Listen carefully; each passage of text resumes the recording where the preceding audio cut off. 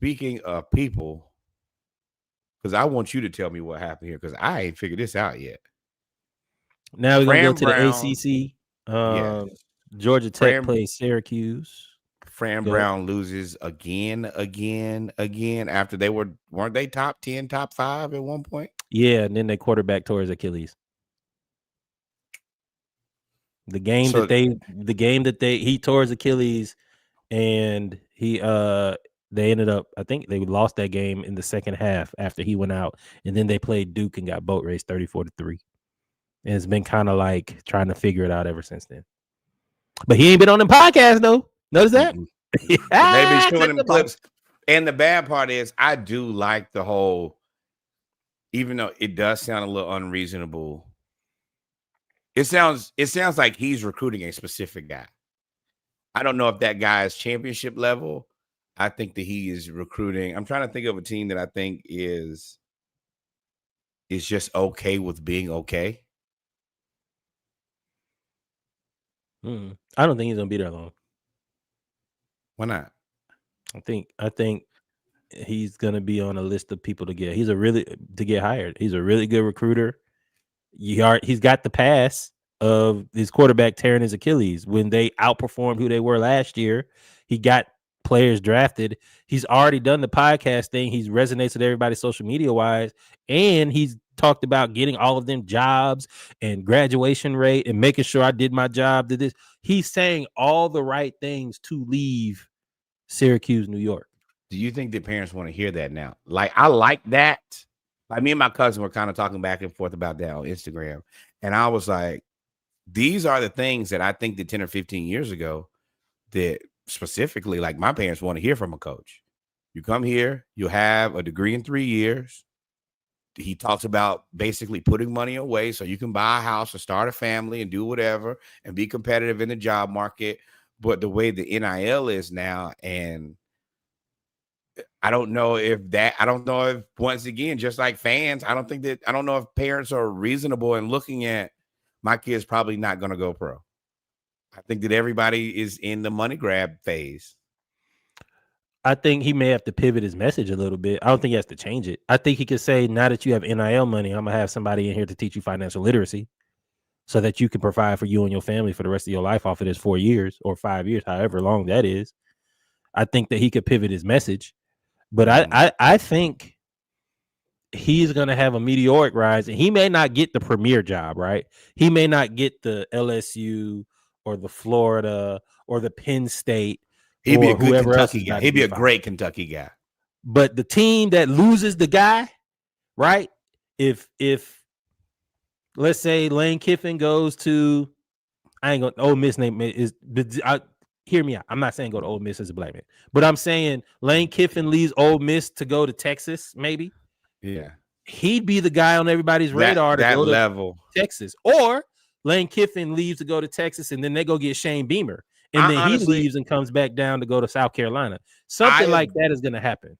I agree with that. I just don't think I think he's a Big Ten guy or whatever else, you know. I mean, he is from New York, right? So, I mean, yeah.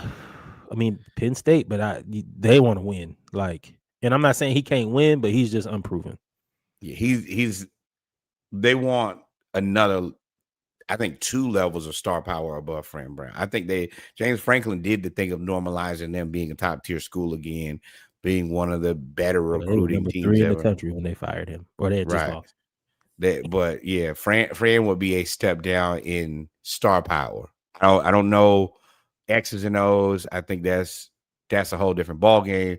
But at the end of the day, they're looking for a specific guy to get them. They got to get over that next hump, and if you can't do that, then they're probably not going to be interested in what you can do for them. Yeah, but hey, well, okay, we ain't even talk about Tech. Tech is undefeated still, and now number 6 in the country. 7. Georgia's 6. But I don't think they lost. They just keep on keeping on, and them and Haynes King just quarterback, the new version of the wishbone, which essentially is what it is. The spread offense, wishbone just keeps And cooking. it's the quietest creep to the playoffs. It's just like, hey, nobody look at me. It's Be real quiet, but they winning. But they be winning though, like 41-16. Now they have had a couple scrapes, but essentially, and I really like teams that win differently, and they don't always just kick your ass. Sometimes they struggle in the first half. So I like a team that learns and that has some resilience. I always go back to the Cam Newton season where they beat the brakes off of everybody who they played. They were never really behind. And then the first time you get behind, you lose. Haynes King has got pro? No in the pros. But no. In college, there was never no. I'm talking about it was an Alabama game playing for Carolina. Yeah. But what I was saying is that a team that has had some adversity, has had to figure out how to win different ways. Haynes King has thrown. He had some big interception games early, and then came back and stuck with it. And he just kind of figures out a way to get it done. He's another very much so like a Diego Pavia-esque guy. That's another guy to look out for. Buster Olney, their offensive coordinator, and Georgia Tech's coach. I mean, you go to wherever. You're right. They got a lot of money. Yeah, and you won't ever get a lot of money there. That's just not. Y'all got to start supporting these teams when y'all teams actually do really good. I think they have maybe like 100,000 followers on the Instagram, bro. Y'all, well, your team is good. Y'all got to run it up, but they also don't have the most alumni. It's a unique alumni group too, and they ain't football based. Now that I think about it, the ACC coaches might get now that we've kind of talked through this, they gonna get rated. Like when all them other jobs come. Oh yeah, everything. Georgia Tech, Syracuse. You got to look at Duke with Manny Diaz. You got to look at who do we just talk about?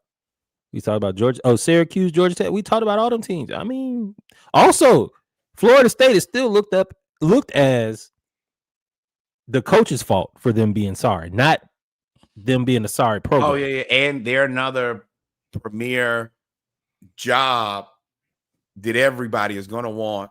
You have, that's another. It's not unlimited resources, but it's damn close. Yeah, so ACC gonna get rated. All them coaches gonna be gone. But yeah, so that's all. We got it. We can't talk about this game and not talk about Georgia Tech. Right. They are good. I laughed at y'all. Y'all laughed at me too. I said they gonna make it in the playoff and they gonna mess around. If they beat Georgia, go get a first round bye.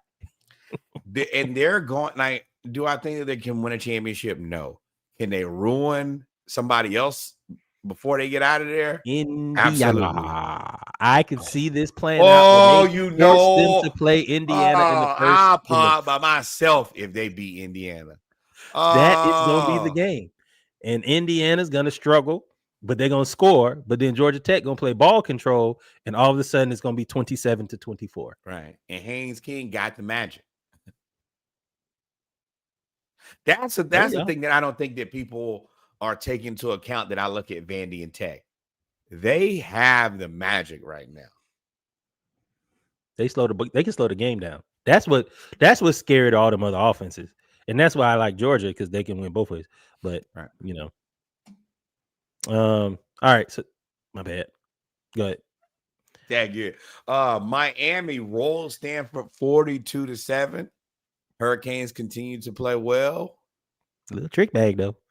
Little trick baggish. They were losing. And then they weren't. They were losing all the way till like 30 minutes before halftime. It was 7-0. They couldn't do another nothing. Quarterback that somebody's gonna. All of these quarterbacks are so just. Oh, I forgot about Carson Beck, number one. Yeah, he played his way out of that. And all y'all Miami fans, I wish I could at y'all. I hate that TikTok and Instagram algorithm make me forget, or if I refresh that I can't find you guys again. But y'all are liars. Y'all talk about Miami gonna beat all these teams. Let me tell y'all, bro. Miami, Carson Beck, we told y'all. Miami, I don't believe in them. I don't think that they can beat Georgia Tech, to be honest. And they got Lil Tony, who out there playing out of his mind. Oh, he's good. And And they Mama got good. Tony, They're another team Mama that's Tony got got them players. genes because she didn't. KDT, he might have been a fool, but the kid was a good football player when on the field. And they've got the defense. They have arguably the number 1 pick in next year's draft. And Baines, is it Baines Jr., Harold Baines Jr.? Yeah. I can't remember. Him, number 44 for Miami. Y'all got him. Ruben Bain Jr. Ruben Bain Jr. Yeah, he's a monster. And it's like they got all these players on defense. But it seems like to me, they just are an it factor away from winning. They just Destined don't to lose. have it. Destined to lose. Yeah, they just don't have it. You know it's on the way. We just waiting on it to happen. But Mari Cristobal, he's going to win enough, right? Now, he is going to have to win this year, though. He's going to have to win ACC this year to not have any murmurs going into next year because Clemson's not good. Florida State's not good. It's only supposed to be Clemson, Florida State, and you. Ain't supposed to be anybody else. And Georgia Tech done ran that offense right past y'all. Tricky Georgia Tech ass team, which is unfair because I don't have a game plan for these guys because they're so different than everybody else. That's cool, but you lost Louisville at home. But that's what they do. Louisville just beats people and then just don't win. They just lose 2 games, so they're out of it. So they're out of it. That's what they do. Even when they were with Lamar, that's what you do. You lose a couple games, and you're like, "Ugh, I was almost there." Another interesting team here, UVA, 7-1. They beat UNC by 1, which is in overtime. Which is not. This is like worst case. This is a bad win. It's also a bad loss. Did you see how they lost? No.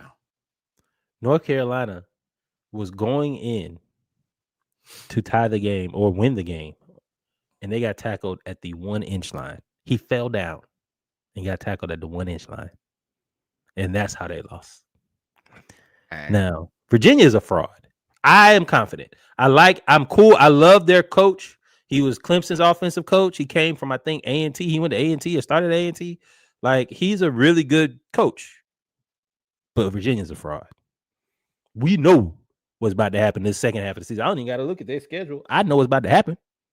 So, but I'm happy for them because they haven't been good for a long time. I can't believe Bill Belichick, it has the stench of loser on him right now. He's going to have to separate. He might have to take a year away from football and then come back as a consultant. Or just go on and be one of the greatest. You can still be one of the greatest football coaches of all time. You can still be one of the greatest NFL football coaches of all time. Bro, you just give it up. Give it up. Bro. That's like telling people that's old that work at Walmart. He don't be the NFL football greeter at Walmart. He been doing football longer than anything else. Longer than his kids been alive. He did football since I he was agree, in his Sneaky. 20s. Write you a book. Go do the Nick Saban thing. But for you to get up here you're not likable.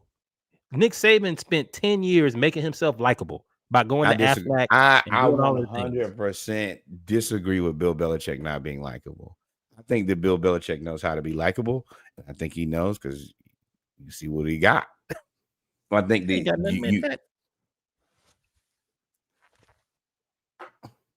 I think that Bill Belichick is very similar to Michael Jordan to me, where we don't hear me out.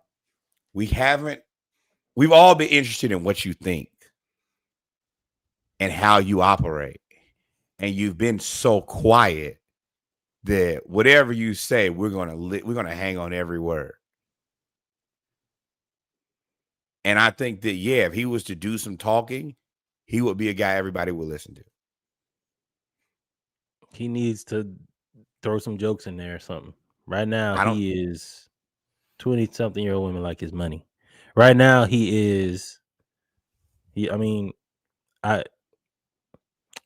don't think he's likable. I think there's significant differences. Michael Jordan was a global icon. So he was never going to be able to do anything wrong. And nobody ever questioned whether he was a good basketball player after he left and went to the Wizards.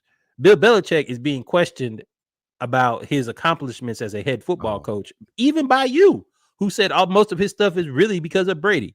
So to me, there is a difference between him being likable and Michael Jordan being likable. Bill Belichick has made his, now if he plays it right and he plays on his sarcasm and does like a Marshawn Lynch thing and has like a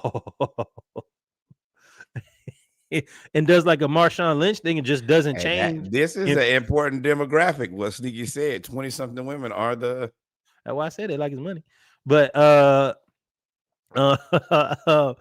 think if he were to play off of his sarcasm and play like you would have to kind of like build up the show around his personality versus trying to get him to come out of his shell. And you're gonna need.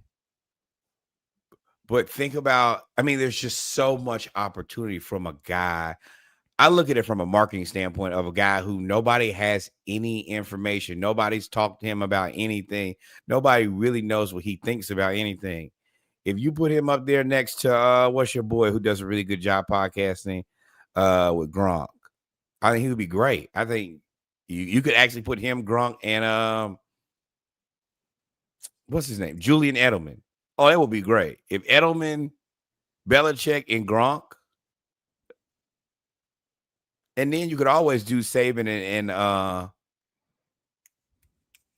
Saban and him. That would be, they're buddies already.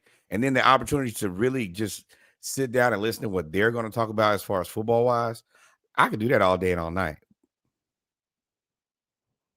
We'll see.